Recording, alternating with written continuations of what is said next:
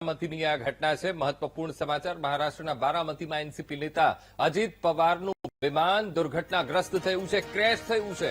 મહારાષ્ટ્રના નાયબ મુખ્યમંત્રી અજીત પવારના વિમાન સાથે દુર્ઘટના બની છે। વિમાન ક્રેશ થવાની ઘટના અને લેન્ડિંગ સમયે અજીત પવારનું વિમાન ક્રેશ થયું છે। દુર્ઘટનામાં વિમાન સંપૂર્ણપણે બળીને ખાક થઈ ગયું છે। તો જણાવી દઈએ, મહારાષ્ટ્રના બારામતીની આ ઘટના છે કે જ્યાં એનસીપી નેતા અને મહારાષ્ટ્રના ખૂબ મોટું આ રાજકીય માથું અને અજીત પવારનું વિમાન ક્રેશ થયું છે। મહારાષ્ટ્રના નાયબ મુખ્યમંત્રી અજીત પવાર અને તેમનું વિમાન દુર્ઘટનાગ્રસ્ત થયું છે। બતાવવામાં એ પણ આવી રહ્યું છે કે લેન્ડિંગનો પ્રયત્ન કરવામાં આવી રહ્યો હતો અને એ સમયે આ પ્લેન ક્રેશની ઘટના બની છે। તો 5 થી પણ વધુ તો પ્રાથમિક માહિતી પ્રાપ્ત થઈ રહી છે। આ દુર્ઘટનાગ્રસ્ત વિમાનમાં ડેપ્યુટી સીએમ અજીત પવાર પણ સવાર હતા। લેન્ડિંગ સમયે એકાએક વિમાનમાં ખામી સર્જાતા દુર્ઘટનાગ્રસ્ત થયું છે અને આ દુર્ઘટનાના જે સ્થળ છે ત્યાંના એ દુર્ઘટના સાઇટ ઉપરથી આ દ્રશ્યો આવી રહ્યા છે।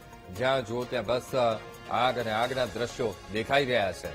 તો ખૂબ ભયાવહ આ દુર્ઘટના, એનસીપી નેતા અજીત પવારના વિમાનના ક્રેશ થવાની આ ઘટના।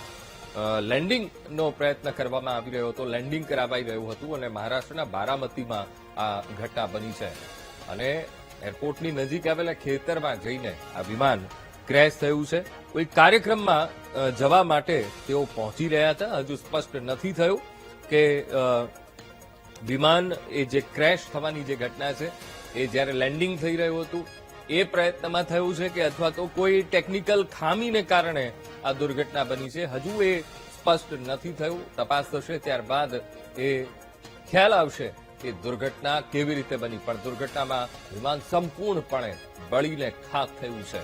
અમે આપને ટીવી સ્ક્રીન ઉપર એ દ્રશ્યો પણ બતાવી રહ્યા છીએ, અલગ અલગ દ્રશ્યો, અને 5 થી પણ વધુ લોકો ઘાયલ થવાની પણ માહિતી પ્રાપ્ત થઈ રહી છે।